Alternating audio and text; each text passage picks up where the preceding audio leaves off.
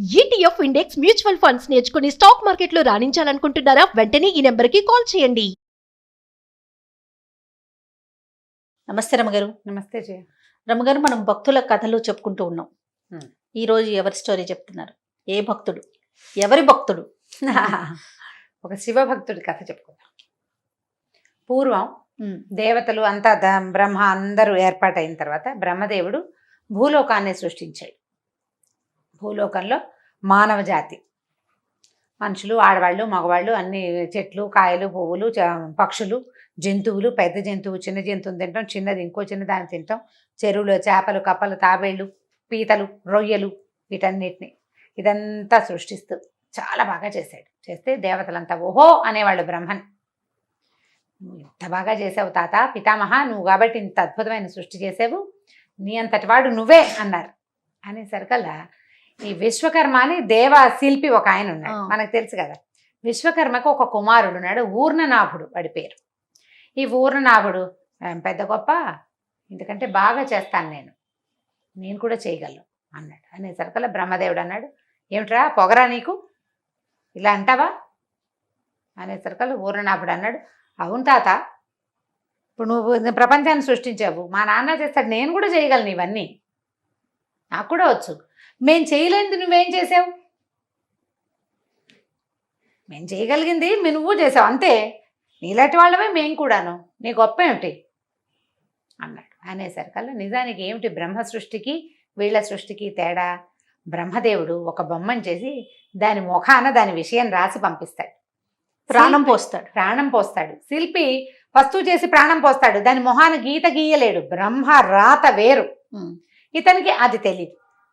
ఒక పొగరబోతుంది, ఆ బొమ్మ నేను చేయగలను, అది నాకు వచ్చు, ఆ భావంతో అన్నాడు. అనేసరికల్లా బ్రహ్మదేవుడి కోపం వచ్చింది. ఒరే, నీ పేరు ఊర్ణనాభుడు, ఊర్ణనాభం అంటే నాభి ఎందు కొంచెం ఊరే జిగురు వంటి పదార్థం ఉన్నది, దాన్ని సాలీడుని కూడా ఊర్ణనాభం అంటారు. సాలిపురుగు పేరు కూడా ఊర్ణనాభమే, నువ్వు సాలిపురుగు అయిపో, ఏం కడతావో ఇళ్ళు వాకిళ్ళు కట్టు అని చెప్పి ఆయన ఏం చేశాడు, ఈ ఊర్ణనాభుడిని సాలిపురుగుని చేసి పడేసేసాడు. పడేసరికల్లా బాగా దుఃఖపడ్డాడు.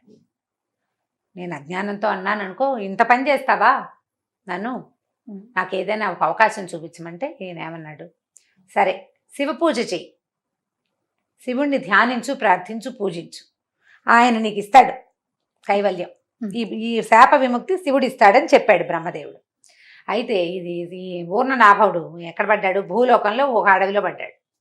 ఆ చెట్టు మీద తిరుగుతూ ఉండేవాడు. అయితే అదొక మారేడు చెట్టు. ఆ దారిన రోజు ఒక శివభక్తుడు తిరుగుతూ ఉండేవాడు.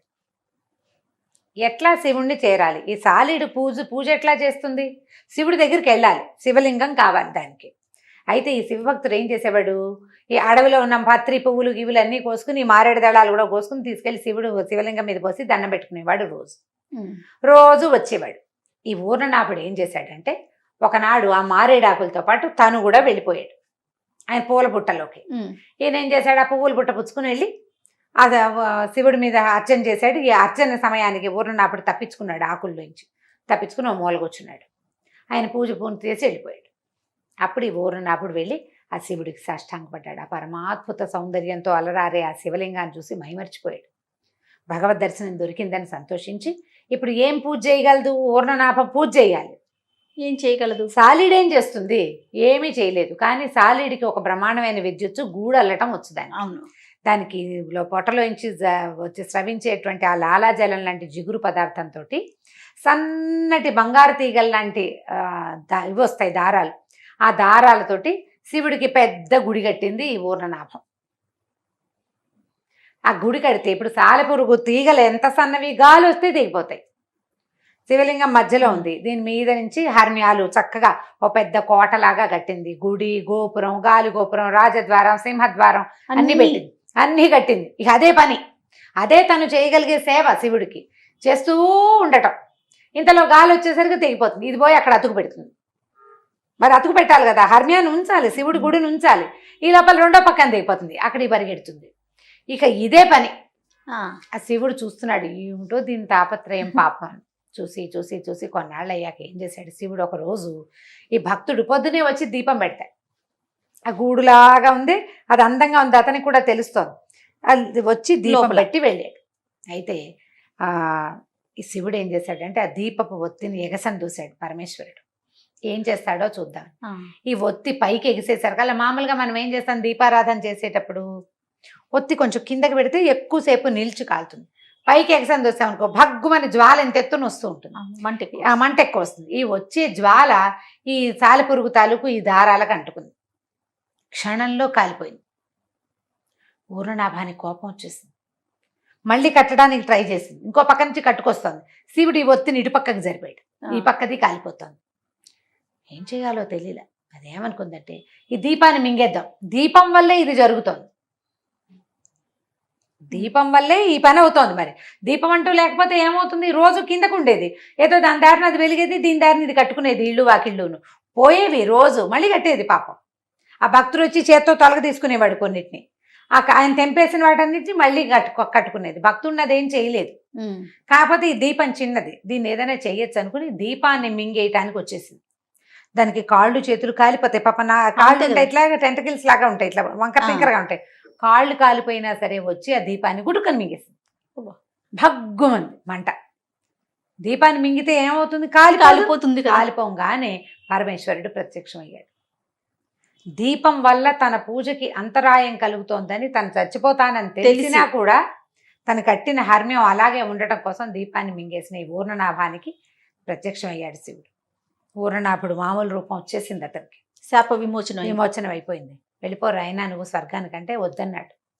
నాకొద్దు, నేను మళ్ళీ వెళ్ళి స్వర్గంలో ఏముంది, ఊరికే అలా జరామరణాలు లేని ఒక జీవితం, నాకు అసలు వద్దే వద్దు, నేను నీతోటే ఉంటా, ముక్తిని ప్రసాదించు, కైవల్యం కావాలి నాకు, నిరంతరము శివ సాన్నిధ్యంలో ఉండే అవకాశాన్ని ఇవ్వమని చెప్పి స్వర్గాన్ని కోరుకోకుండా స్వస్థానానికి చేరకుండా ముక్తి కైవల్యాన్ని కోరుకున్నాడు.